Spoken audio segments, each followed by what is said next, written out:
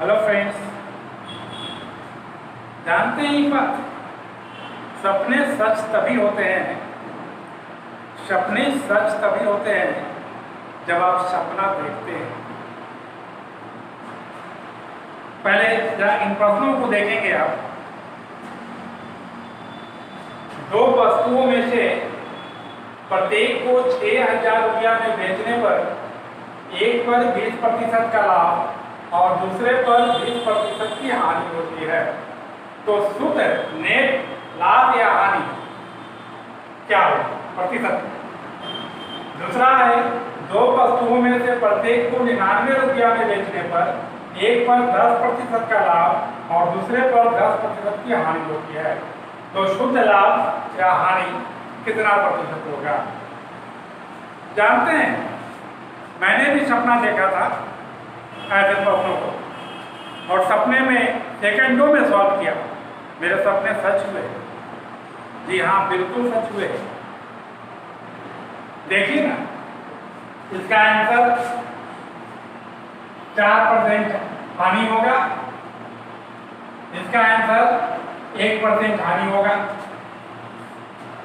अब आप कहिएगा सर जी तो बड़ा बेवकूफ बना दिया आप लोग। नहीं, रियलिटी है, सच्चाई है।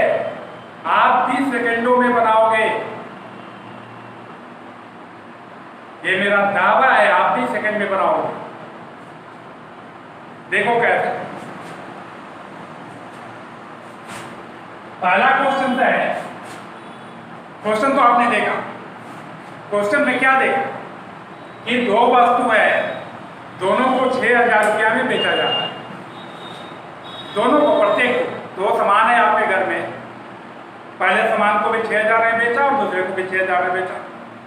लेकिन हुआ क्या कि एक में 20% का प्रॉफिट होता है और एक में 20% का लॉस होता है। ऐसे क्वेश्चन जब भी आपके पास रहे, दो वस्तु आप एक ही मूल्य पे बेच रहे हैं और एक पे प्रॉफिट और एक पे लॉस हो रहा है, प्रॉफिट और लॉस का जो रेट है वो सेम होना चाहिए। 20% प्रॉफिट एंड 20% लॉस। ऐसा नहीं कि एक 10 और एक 20, एक 15 एक 25, ऐसा नहीं चलेगा। प्रॉफिट और लॉस का जो रेट है वो दोनों सेम होना चाहिए और दोनों वस्तु को एक ही मूल्य पे बेचना चाहिए। तो वैसे कंडीशन में ये श्योर है कि लॉस होना ही है, लॉस होगा ही होगा। तो कितना लॉस होगा, ये तो गारंटी है लॉस होगा। कितना लॉस होगा, तो नेट लॉस कितना होगा, तो नेट लॉस का फॉर्मूला है R/10 का square. R rate of interest, rate of profit या रेट ऑफ लॉस, जो कि 20 है और 20/10 बाई स्क्वायर, दैट मीन्स ये कैंसिल, यानी 4% का लॉस होगा। एज ए सिमिलर क्वेश्चन, दो वस्तुओं में से प्रत्येक को 99 रुपया में बेचने पर एक पर 10% का लाभ और दूसरे पर 10% की हानि होती है।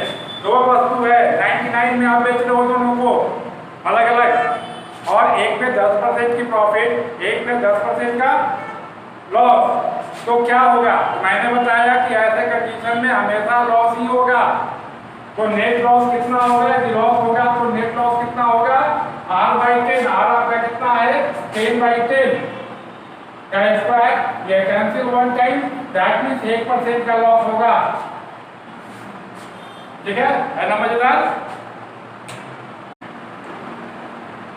अब चलिए, यदि पिछला प्रश्न आपके पल्ले पड़ गए होंगे तो इन प्रश्नों को मेरे साथ आप भी करें। एक चीज लेकिन बता देना चाहेंगे कि आप कभी भी इस बुलावे में नहीं रहेंगे कि ये सारे क्वेश्चंस बेकार के होते हैं, बहुत पछताएंगे। ये काफी, ये कहते हैं ना कि समुद्र मंथन करके अमृत जो निकाला गया वो अमृत है, खास करके एसएससी के स्टूडेंटों के लिए।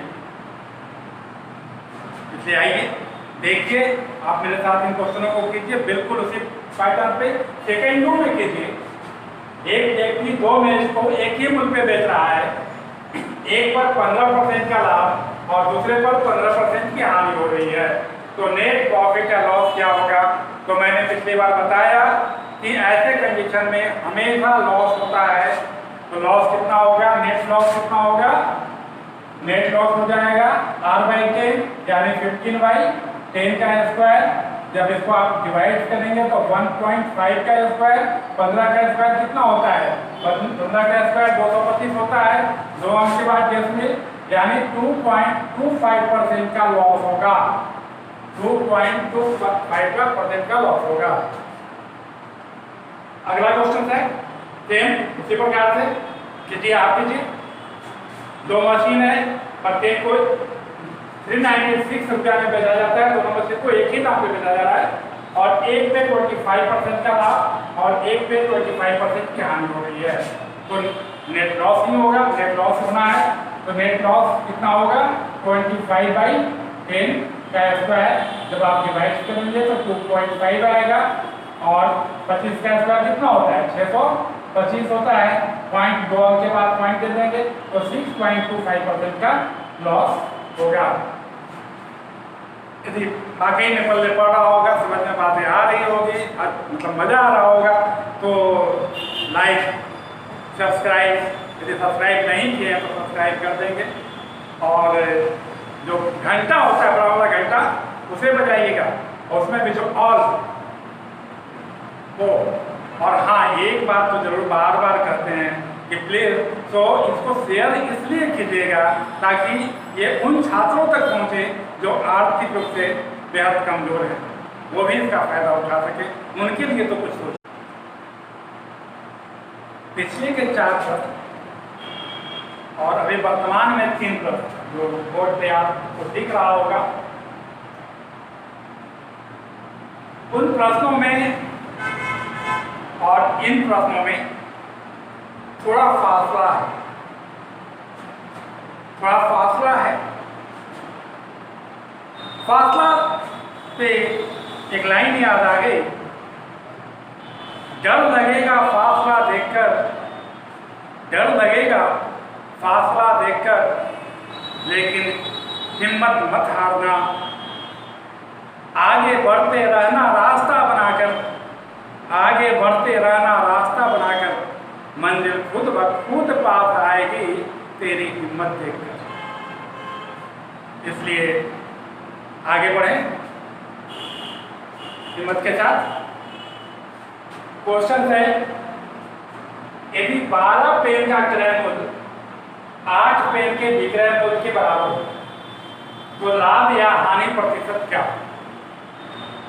उसी प्रकार से दूसरा क्वेश्चन है, 18 वस्तु का क्रय मूल्य 15 वस्तु के विक्रय मूल्य के बराबर हो तो लाभ या हानि प्रतिशत क्या होगी? उसी प्रकार से तीसरा क्वेश्चन है, यदि 5 वस्तुओं का विक्रय मूल्य 3 वस्तुओं के लागत के बराबर हो तो लाभ या हानि प्रतिशत क्या होगा? कैसे इसको भी सेकंडों में बनाएं, ध्यान दीजिएगा। 8 वस्तु का 8 पेन का विक्रय मूल्य और 12 पेन का क्रय मूल्य और 8 पेन का विक्रय मूल्य बराबर है। यानी 12 पेन आपने जितना में खरीदा उतना में, यानी मान लो कि आप 100 रुपया में 12 पेन खरीद के लाए और दूसरे से 100 रुपया लेकर के 100 रुपया लिया और 8 पेन दे दिया, तो 4 पेन का तो फायदा आपका हुआ ना। तो 4 पेन का जो फायदा हुआ तो प्रॉफिट आपका 4 हो गया। 12 पेन खरीदा था, 8 पेन दे दिया सेम रेट पर, जितना में लिया था उतना में।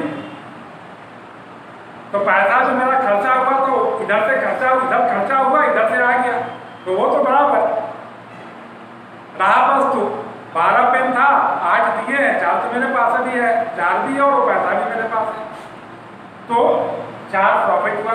इसको परसेंटेज में ले जाएंगे तो 4 × 100। अब आपको दिक्कत कहाँ पे होगी? नीचे रखने में बार बार दिक्कत होती है। 12 रखे कि 8 रखें। तो यदि कोई चीज नहीं बुझाए तो मेरी बात याद रखेंगे कि जब वस्तुओं की संख्या से, यानी क्रय, वस्तुओं का क्रय मालूम हो और वस्तु का विक्रय हो, संख्या में मालूम हो। मैंने 12 को वस्तु खरीदे और 8 वस्तु बेचे, संख्या में मालूम। तो वैसे कंडीशन में आप नीचे जो है वो विक्रय की जो संख्या होगी वो नीचे आएगा, जो विक्रय की संख्या होगी वो नीचे आएगा, ऐसे करें। तो इसलिए ये 4, ये 2 कट गया और ये 50, यानी 50% का लाभ हुआ। क्योंकि लाभ पहले ही मालूम हुआ था कि 4 के लाभ हुआ। इसी प्रकार से आप दूसरा क्वेश्चन देखें। 18 को खरीदे हैं और 15 को दे दिए, वो टाइम ना, तो पैसा तो बराबर है, पैसा कैसे लेना देना। 18 लिया था, 15 दे दिया, 3 तो फायदा हुआ। तो 3 × 100 अब भाई कौन सा होगा, जो विक्रय की संख्या है 15, 3 × 15 और ये 20, यानी 20% का यहां भी लाभ हुआ।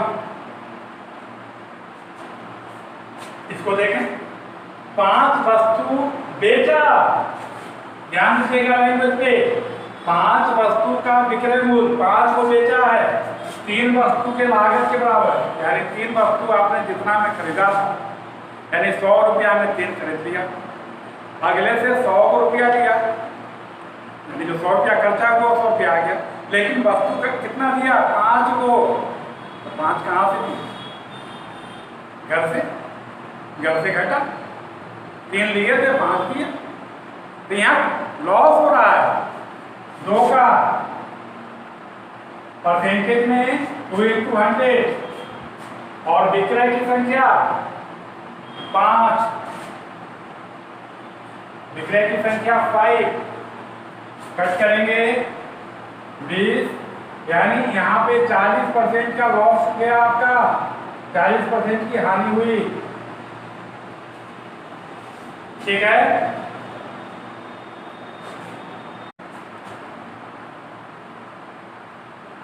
चलिए आ जाइए 2 क्वेश्चन और देख लेते हैं।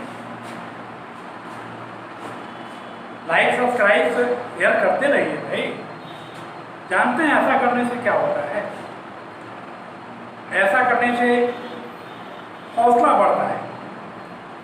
और एक चीज बता दें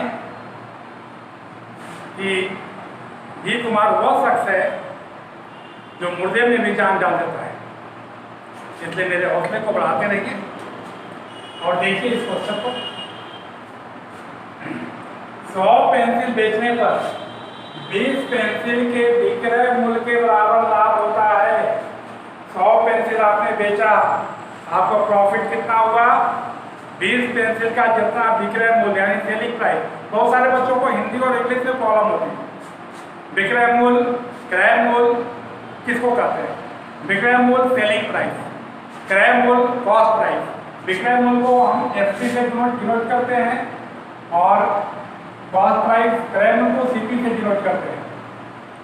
तो यहाँ आप देख रहे होंगे कि 100 पेंसिल बेचा है, मान लीजिए आप मन में कि 1 रुपये पेंसिल आप बेच रहे थे, 100 पेंसिल बेचा है, यानी आपका विक्रय मूल्य यानी सेलिंग प्राइस आपका 100 रुपया हो गया। और लाभ कितना होता है, 20 पेंसिल का जितना सेलिंग प्राइस है, तो एक पेंसिल का सेलिंग प्राइस 1 रुपया, तो 20 सेलिंग का सेलिंग प्राइस 20 रुपया, यानी जो प्रॉफिट हुआ यहाँ पे वो 20 रुपया हुआ।